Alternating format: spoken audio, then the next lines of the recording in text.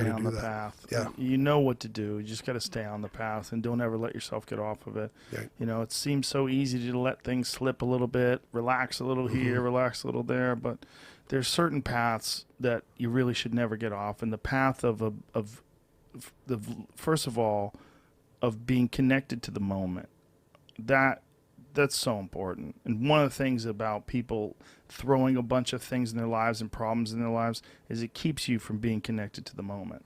When you have all these distractions and problems and issues that keep coming up, that's why I get weirded out by people that always have problems.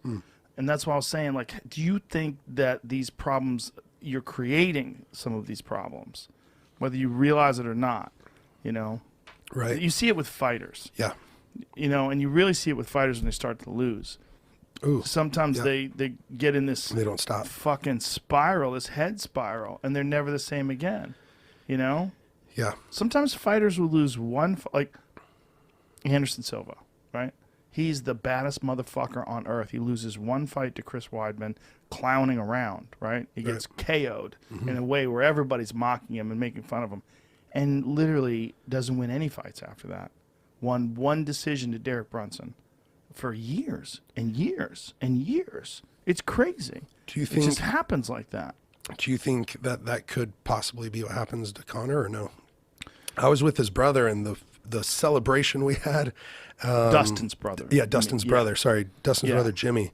And I was in Lafayette with the whole family and went out on the swamps during the day and went wild oyster mushroom hunting and grilled those up and ate them. Dustin is a different person. Yeah. He's a different person than he was when they first fought.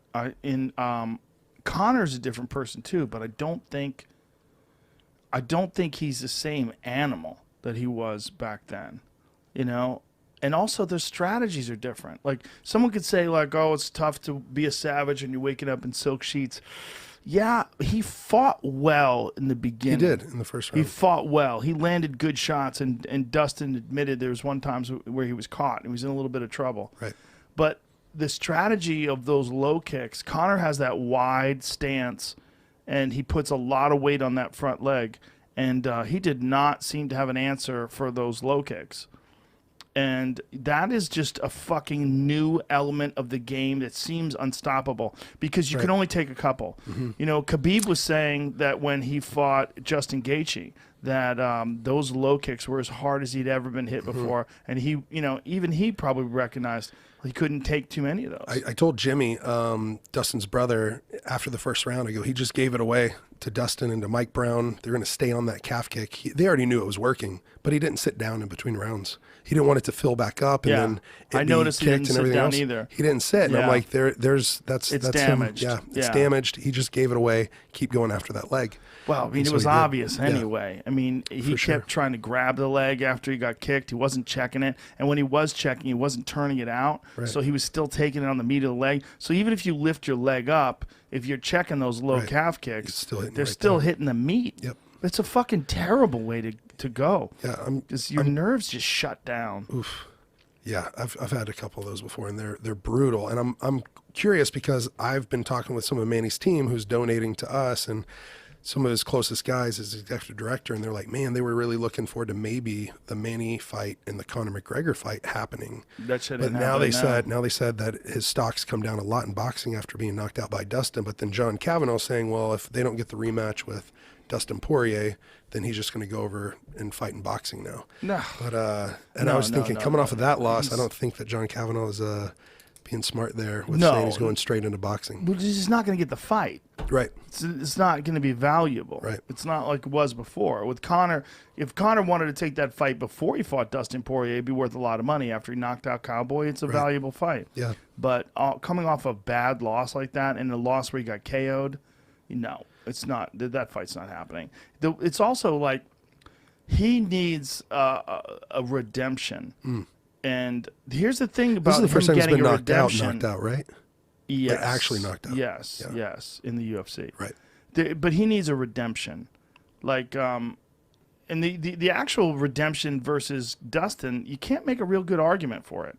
Like, you can't make a real good argument for a third fight. Because, first of all, there's great fights for Dustin, right? There's a rematch with Justin Gaethje, which was a much closer fight.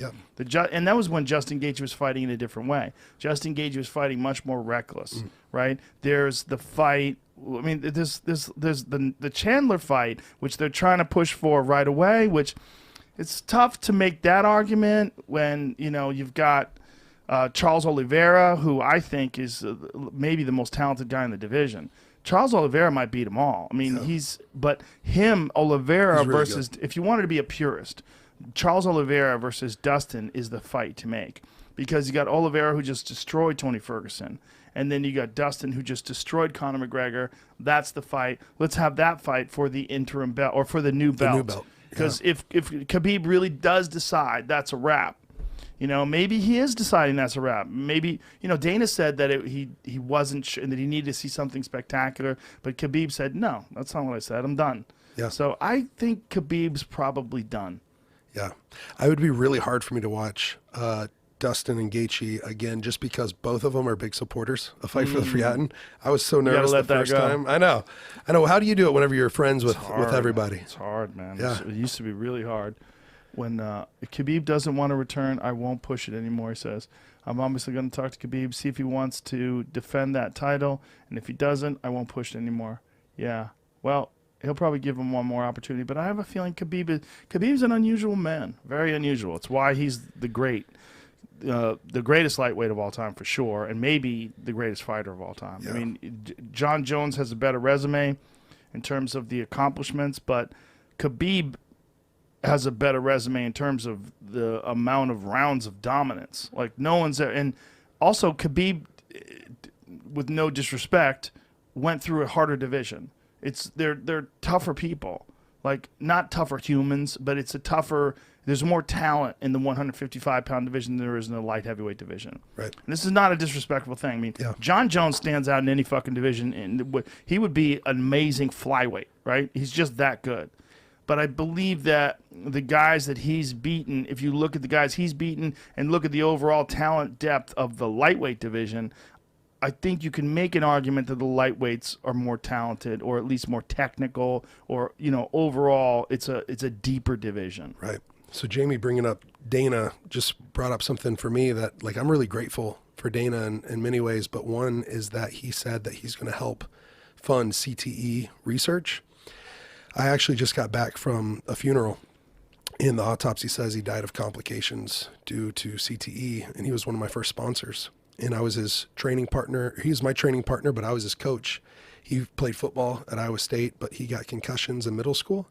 Probably, at least they think he got concussions in middle school. He got concussions playing football in high school. Then he got concussions playing football. People get play football. 85% of them, by the time they're in high school, they already have some CTE. Yeah,